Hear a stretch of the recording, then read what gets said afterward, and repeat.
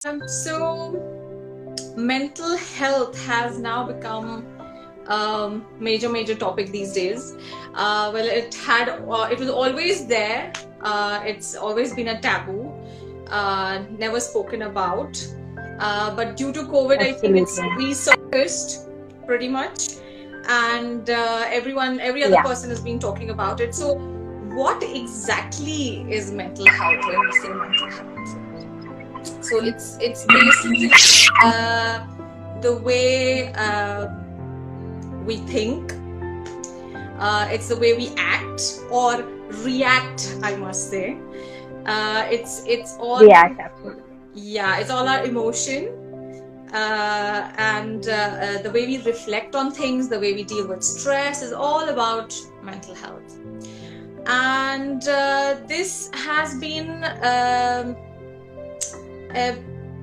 it has various aspects to it, how it gets affected, and what you feel is all dependent upon what you go through in life, your life experiences. But a major part, if I speak about the brain as such, the brain, the most complex structure that we have in the human body, majorly two parts of your brain that deal with the emotional aspect of your mental health. It's your prefrontal cortex and your hippocampus, which is deep seated inside your brain. Yeah. So I'll try to keep the medical jargon at its least, but at this point of time, it's very important to understand that not only the way you react, your emotions, but also your memory gets affected. There's something known as brain fog that people talk about, that having... Oh, yeah. Yeah, that cloudiness that you get is all because of the stress hormones that are released in your body when you take too much of stress, or you are feeling low about something, you're depressed about something. So that stress hormone is called cortisol. So when that cortisol is moving, there's a lot of cortisol in your brain, and your head at that time, you start getting these brain fogs, and you can't concentrate, you're not able to take the right decisions. So what happens when you exercise? Now, exercise, I think, is the most underutilized therapeutic tool that we have, and which is for free. So what happens when you do that? So for that, I'm gonna share a physio secret. I hope you don't kill me for that, Kunjal. No. We are here to share secret. Come on, yeah. Spill it. Okay, so here I'm gonna share a secret. I think at this point of time, most of us have been to a physio for something or the other, and we all are aware of the physio tools. Previously it was used quite a bit, the TENS machine and the IFT machine. Even now people use it. But what is the funda behind the TENS and the IFT? I see you smile already. I know where you're heading to. Yeah. For example, say if you talk about a slip disc, very commonly heard term, if a patient walks in with a slip disc, what do they have? They have a very stiff back and muscle spasm and a lot of pain, unable to move. So what does the physio do? Puts a TENS machine or an IFT machine on top, and this machine is not going to cure your problem. It's not going to cure your slip disc, right? What does it do? So when you have a lot of pain, these pain stimulus is going to your brain, and when you put an IFT or a TENS machine on top, what happens is that the brain starts to get this sensation more rather than the pain sensation. So basically what you're doing is fooling your brain. So I get paid to fool your brain. So jokes apart, what is happening when you exercise? Now when you have this cortisol in your body, running through your body and causing various effects, when you start exercising, your brain starts to release dopamine and serotonin and endorphins. So dopamine and serotonin act as your TENS or the IFT machine. It suppresses your cortisol production, and Absolutely, yeah. when dopamine and serotonin start flowing through your brain, you start to feel good. They are the feel good or the love hormones that Happy. called happy hormones. Yeah, so Yeah. that is why you start feeling good. I'm sure most of us have realized when we do any kind of workout, or even if you go play a sport, how do you feel after that? Don't you feel more energized? Don't you feel more happy, more focused? Absolutely. It's all because of these hormones that are released. And talking about endorphins are they mimic morphine. And what is morphine? It's a painkiller. So endorphin acts as a painkiller. When you have lot of all your aches and pains in your body will go down once these endorphins are released in your body. So I was talking about your prefrontal cortex and your hippocampus. So what exactly is the function now? You'll understand is that your prefrontal cortex will help you focus, be attentive, and it makes your entire personality basically. And your hippocampus is related to your memory. So things like dementia, Alzheimer's are all related to your memory issues. So research has shown that when you exercise, you stimulate not only these hormonal secretions, but also the size of your hippocampus actually, because there is a lot of brain cell multiplication, the size of the hippocampus is actually increased, which helps you with memory loss. So it's basically like it's preventive. All these dementia and Alzheimer's and all can be prevented. Yes, they can be pushed to a later date. Yes. And I feel people also experience the same kind of, not dementia, but forgetfulness when they are stressed. So that all also can be averted just with, like a small bout of exercise. You went for a walk and suddenly you're more alert, and you will be like, oh, I have to do this. Suddenly you're back to focusing. Yeah. Yeah. And hippocampus is also related to your emotion. They say that, people will forget what you've done for them, but they'll never forget how you made them feel. It's because of the hippocampus. Yes. It is all interlinked. If you feel, whether you feel good, whether you feel bad, you feel low, you feel depressed, it's all related to your hippocampus. So they say, so women tend to have very good memory. She said that to me that day. I tend to remember quite a bit. Sometimes good memory is good, but sometimes it's not.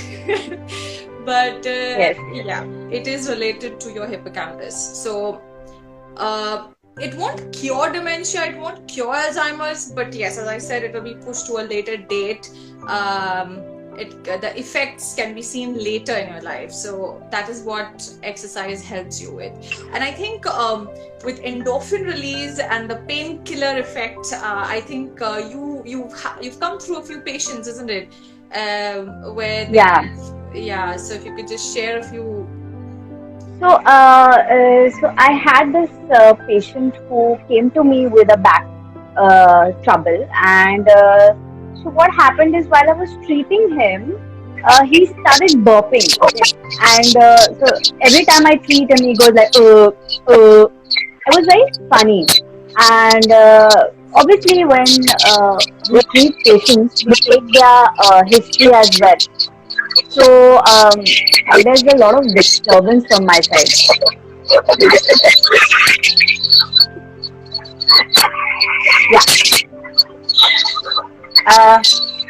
So when I kept, talking to him, okay, what all other troubles are there? So I did come to know that he is going through certain personal troubles and he is carrying a lot of anxiety. It was when I realized that his pain is not just in his bones or his muscles, it's also connected emotionally. So that is when I realized that sometimes when pain is relieved, a little bit you feel lighter emotionally as well. And the same effect exercise also has. So when you are exercising, your level of pain will go down.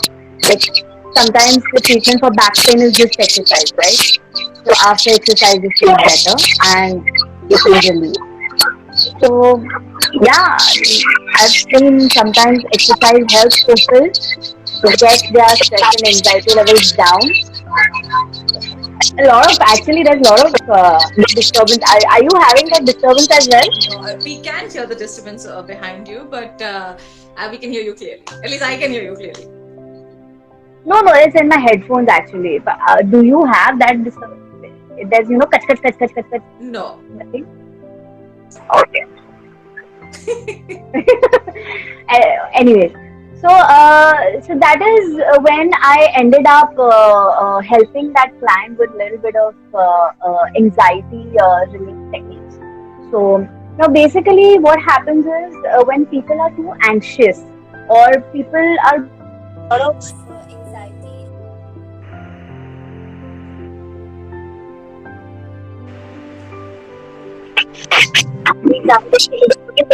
And depression.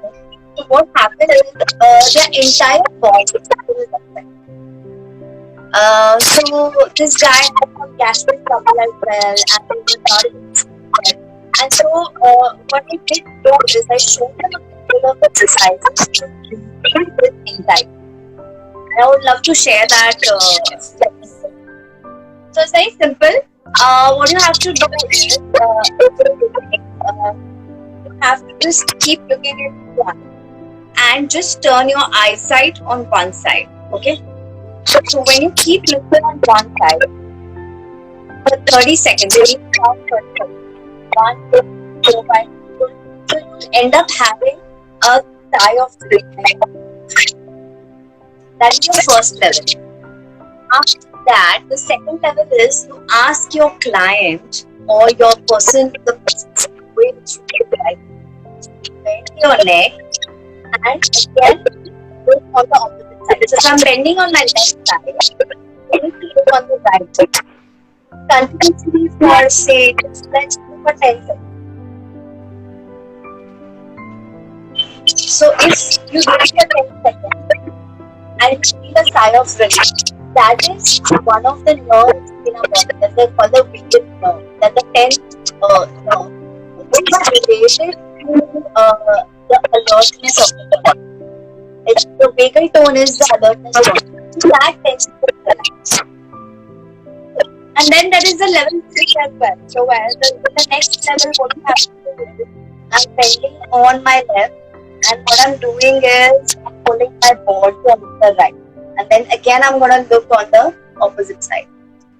So again what we are doing is we are stretching the vagal nerve, which is stretching the channel aside the upper side. So when the goal is for 30 seconds, each day you need to do around 3 to 5 rounds. In a certain way it will help you improve your life. So 3 to 5 rounds every day? Every day, yeah. Obviously, this is just one part of the treatment. You need to also probably work on other aspects of your anxiety. But just a simple technique which helped that guy, because he came back later and gave me a review that, oh, this is really helpful. Oh, that's interesting. I didn't know about it. But yes, stretching the vagal nerve helps.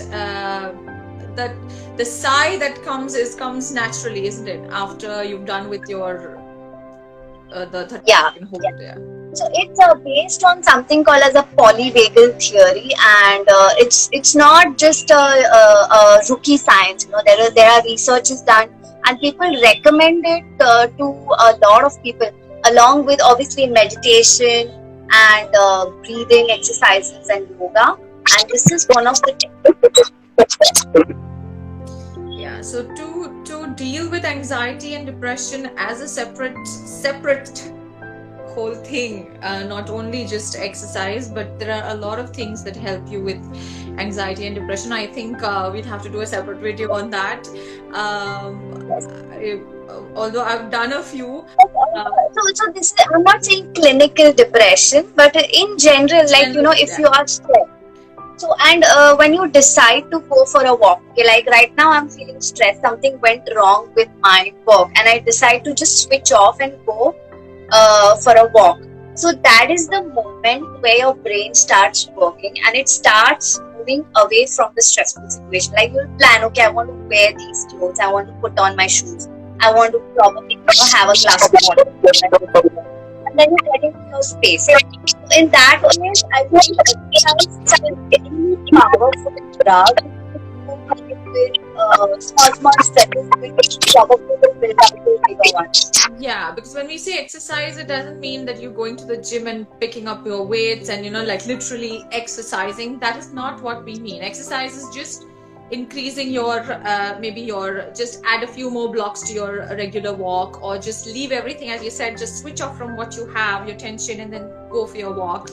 That also helps because it firstly diverts your mind, and secondly, the effects that I just spoke about, it starts to release, and the feel-good hormones and everything adds up. So exercise could be anything, like walking like this, or going for a swim, or I don't know, yoga, a dance, or maybe even a sport. I feel a sport helps even because you enjoy it, and it diverts your mind, and it's a huge physical activity. Any kind of sport. Yeah, it does. Like say, in fact, people recommend that when children are growing up, we should put them in sport, because when you are playing a sport, what happens is you're towards working on constructively. Like if you're playing a team sport, when you are in that 20 minutes or a 60-minute game, you are constructively thinking, okay, how do I functionally work better at the team? So you become a team person. If you're playing an individual sport, you will be completely just trying to focus on, oh no, I need to play better. It's a very constructive way in which your brain works, and it's really good for stress relief as an adult and for children who are we are training them to think better and have some hobbies to get from daily stress. Yeah, I think even on a day-to-day basis now, like due to COVID, because most of the children are indoors or they're not mingling with other children, you must have noticed a change. They get more irritable, they are more more into themselves when they are inside, and the day they are out doing any kind of activity, or even if they meet somebody, a peer, or just to play around, they are very happy the whole day. They will listen to you even better. At least that's what I've noticed. yeah, it's a really difficult time, and obviously people are not talking. No, so I would not say people are not talking. I have seen a lot of articles in Bombay Times and Times of India. People are talking. There are a lot of people who are doing stuff on pandemic-related mental health issues, and but I think people need to understand that you should have the power to handle stress. Either you can give up on stress, or you can just have perspective during a stressful time. Like, this is your stressful time, okay? You're not going to do much. You need to break the chain and stay indoors. So might as well, you sacrifice your things at the time and deal with it. Have perspective. Think two things which will make you a little calmer. Deal with your difficulties proactively, and by self-help rather than bring up and I can't handle this kind of stuff. Yeah, that's what I said. The reaction time, the way you react to a situation will all depend upon how mentally stable you are. So not only your physical reaction times also improve. You see a cup of coffee falling and you're like, that your reaction time physically also improves, and mentally especially when you deal with people, the way they, how it's not always, you cannot react at that spur of the moment, and how you need to, all of that comes with brain clarity, mental clarity, all of that, I think exercise really helps with all of that. At least that's what I have experienced. Now, due to various reasons, my exercise has taken a back seat at the moment, and I feel the difference in myself. My irritability level has gone up, I'd say. So I'm looking forward to starting with my workout soon again. Yeah, I personally feel that when you're exercising, you get into your phase.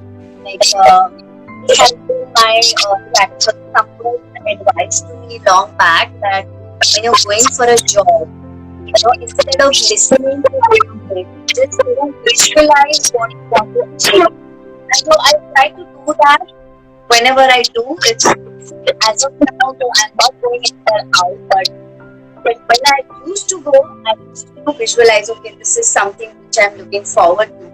And somehow, it has helped me, subconsciously work towards it. So, exercise can be a really great tool to come into your approach and try and solve problems.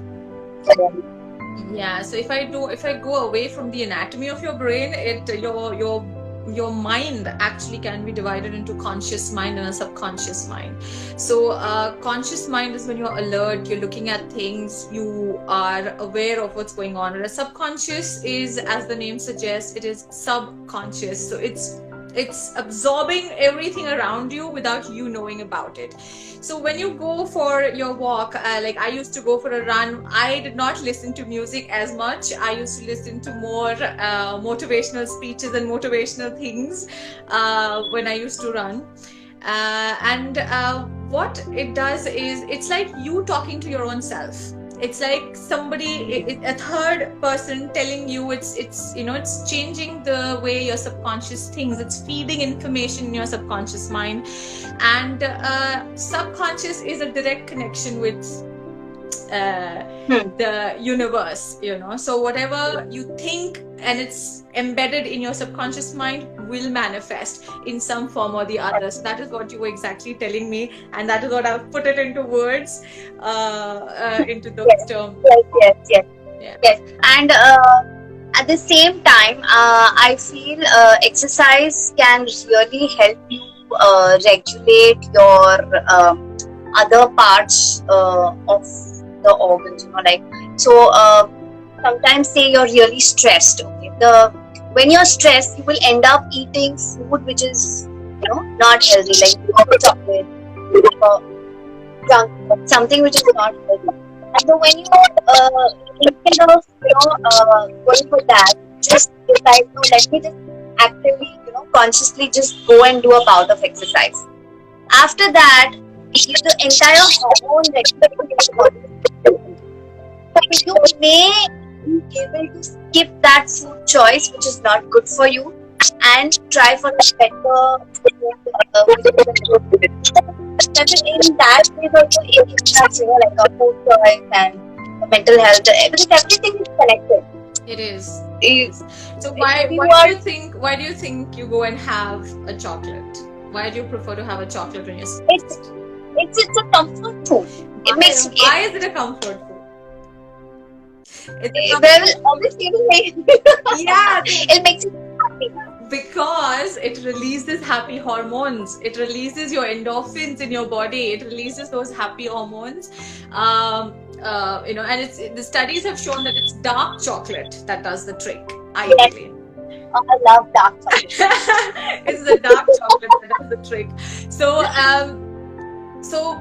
many would come back saying that why would I bother to exercise? I would rather pick a bar of dark chocolate when I'm stressed. But as you said, it has its own effects. You start to put on weight, and that extra fat in your body again changes your hormonal balance and causes more of imbalance, which in turn releases more cortisol, and in turn your stress hormones. And so it's a cycle. You will get stuck in a vicious cycle. So it's better to step out and do some kind of activity at that time rather than pop in a chocolate.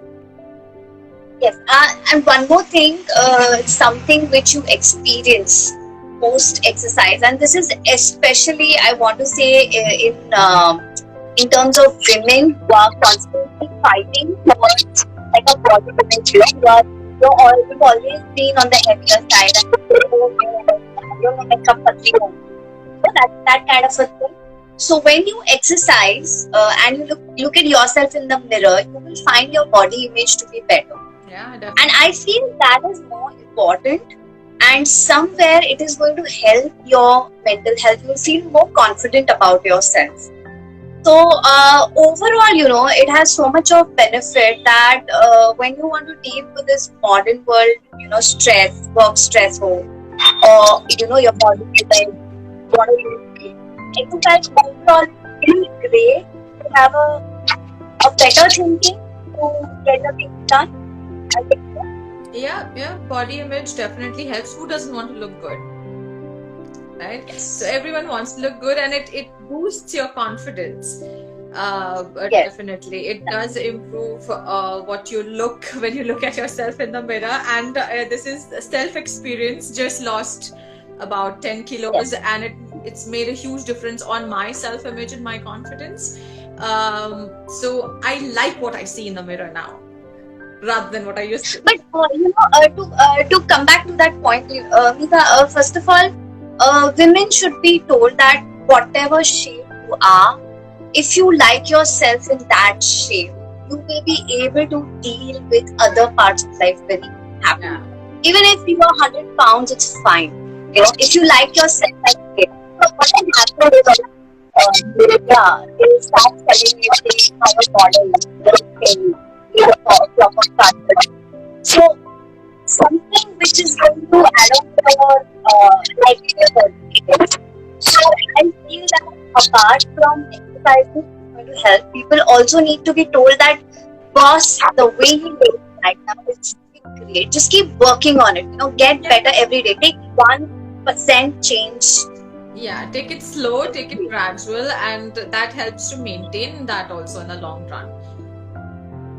Yes. Correct. So, summing up the session, it was really great. I think we learned a lot of things that the hippocampus or the brain, the center of the brain is the center from where your emotions are controlled and your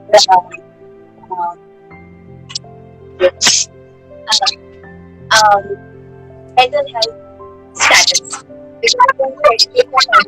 And I think exercise is a great tool to regulate the hormones.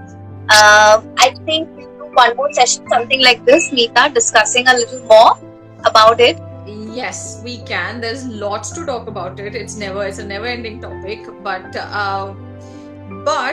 people who are listening to us right now, or even later when the video is uploaded, I want people to respond back to a promise. Take a promise that yes, we will do something. It helps when you put something online and yes, I will do it. You will do it. It will happen.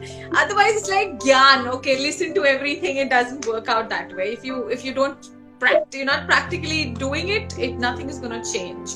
So all my videos, whatever I've done up till now, whatever I've gone through, whatever results I've got is what is in the video always. So it's not that some bookish knowledge that I'm blabbering here, but it's all the experience. So I particularly like that video where you say that imagine you're going in the kitchen with a negative thought and the food you're making. So you're putting that energy into it. I feel that it's called mindfulness. Like when you go in the kitchen, you need to have a calm mind and you're making food for yourself. Whether you're a girl or a guy, doesn't matter. But when you're making food, if you put your positive energy into it, you are present in that moment. I really love that video of yours. It's one of my favorites. It's based on the concept of water memory. So I think I've done 2 or 3 videos on that. So Yes. So anyone who's interested in that can go and watch it. Yes, absolutely. So some videos are really insightful, and I think this is some mental health is a huge perspective, and I'm glad we both discussed this, and I'm planning to discuss more about it with you. Great. Anytime. Yes. So happy connecting with you. Thank you everyone for joining us. And I am planning to upload this on the Insta page. People will not watch it. And it will be there on my YouTube channel. So if you've missed it, then please go and please put in your comments. Any feedback would be helpful. So in the end, always remember that life is beautiful. It will always remain what you make of it. Think about it. All right. Bye-bye. Take care.